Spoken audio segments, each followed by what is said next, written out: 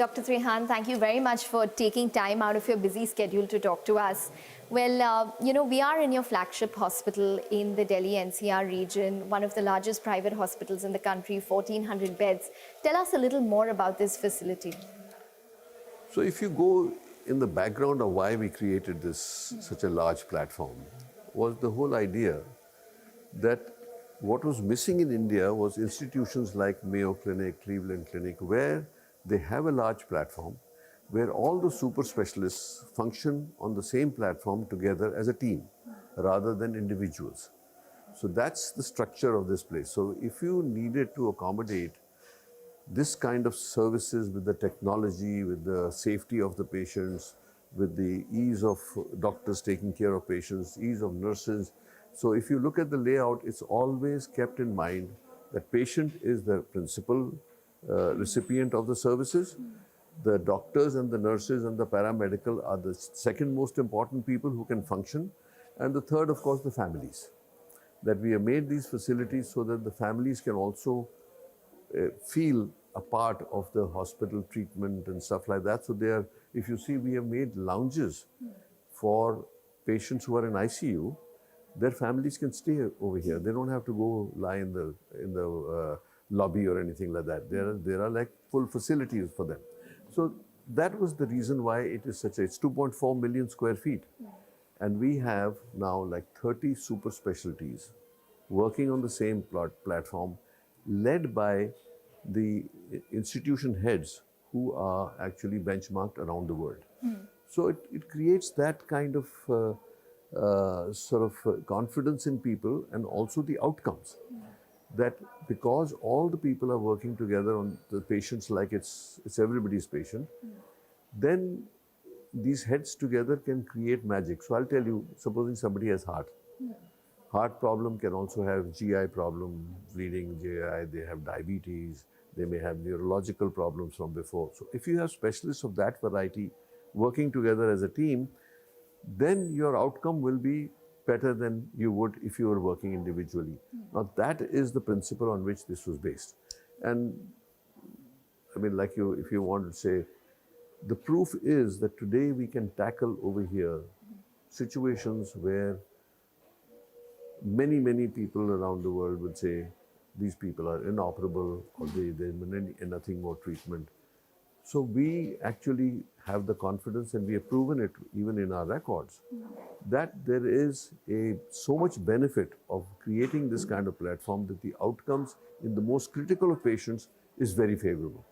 So that brings me to actually medical tourism, medical value tourism, because somebody did point out that, when you go to Medanta, their flagship hospital in Delhi, you'll actually feel like you've entered a hotel.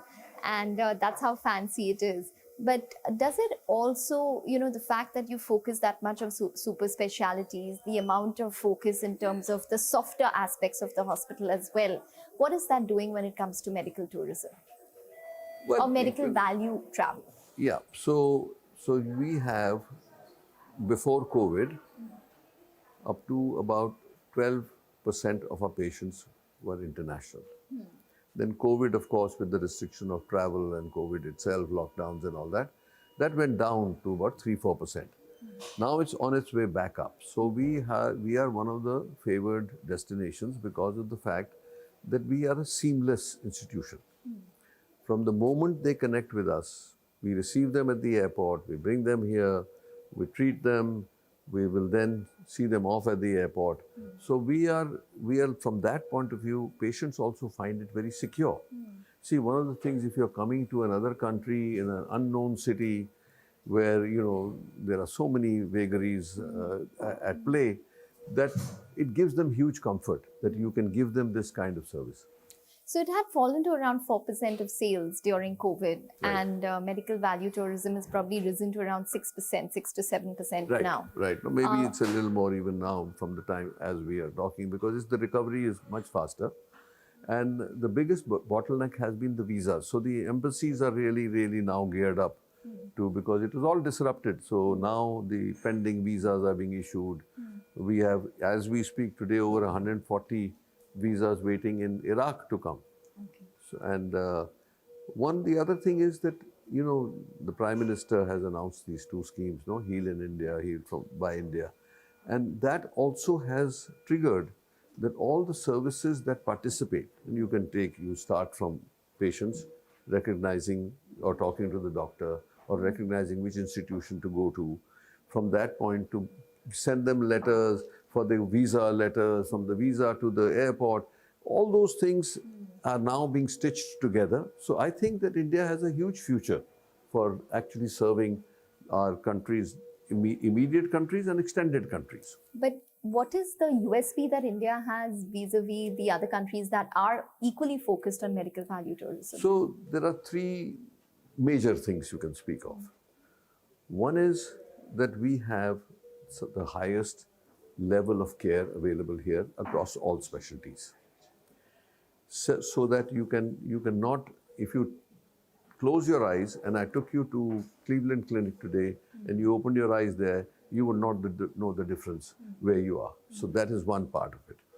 Second is the fact that the cost is much less. So they're not paying for cheap services at cheap price. They are paying for a lesser price for very high-end services, which are comparable. And the third important thing is that language is another situation, that we are more universal in English than other countries because they have that impediment. So I think that they feel very comfortable. India has a good image, improving, I would say. And things like what is happening in Delhi with the pollution and all that doesn't help. So as we move forward and try to solve these problems, I think undoubtedly India will be the premier destination of all other competing nations. When do you expect it to probably rise back to its peak of 12%, maybe surpass it as well? I think that past Christmas, you will see the whole surge. Okay, so you'll probably see it back to 12%. We're already 7-8% already. So you're seeing it as we speak every week, it will go up a percent. And sustain at probably 15% or higher? Could be higher even.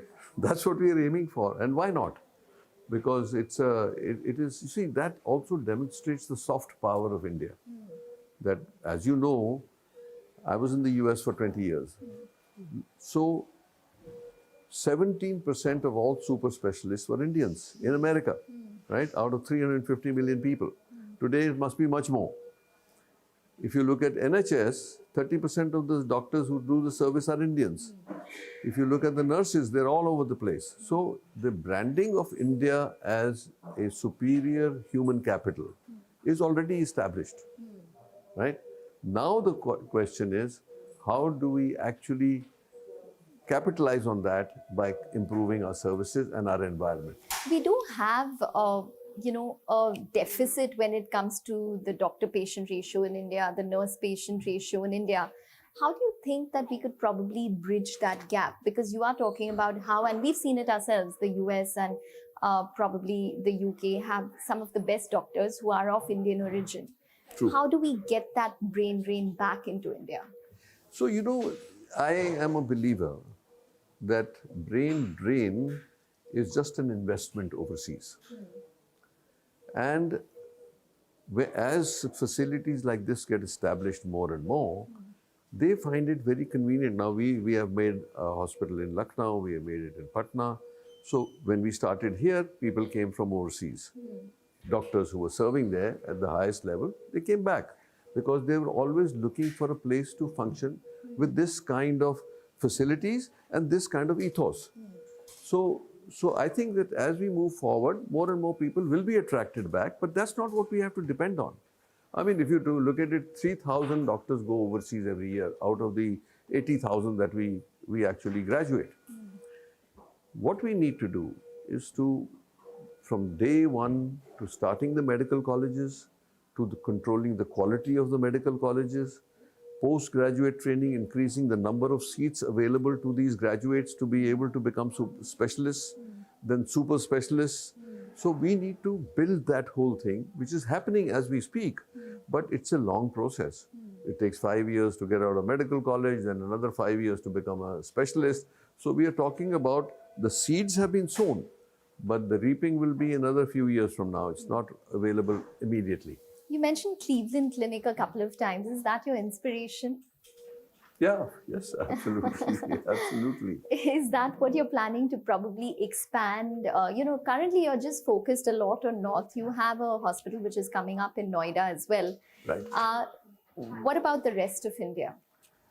Well, we are agnostic, you can say, to any location.